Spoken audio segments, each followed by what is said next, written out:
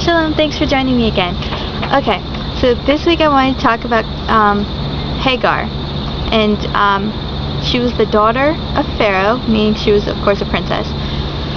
One of the times when Abraham and his family went down to Egypt, Pharaoh said, after observing the family of Abraham, Pharaoh said, "It is better for Hagar to be a slave in Sarah's household than a mistress in her own."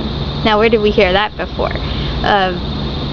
Yeah, as you might remember, we discussed Timnah said almost the exact same thing, and Timnah was rejected.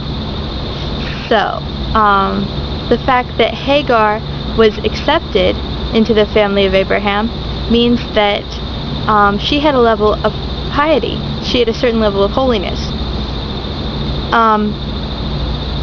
Sarah was barren and she had no womb, and therefore Sarah convinced Abraham against his will to marry a second wife, even though that was the custom of the day, because Sarah and Abraham were so close.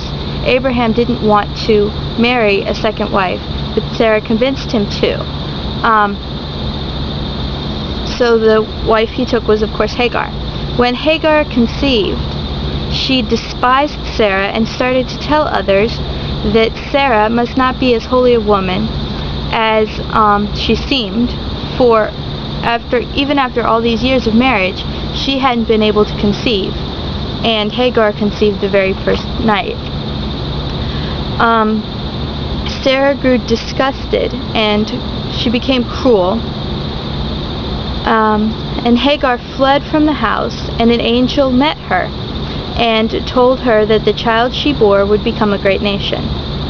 So Hagar returned to Abraham's house and had her son, who was, of course, Ishmael, and she raised him there until Isaac was weaned, Isaac being, of course, Sarah's son.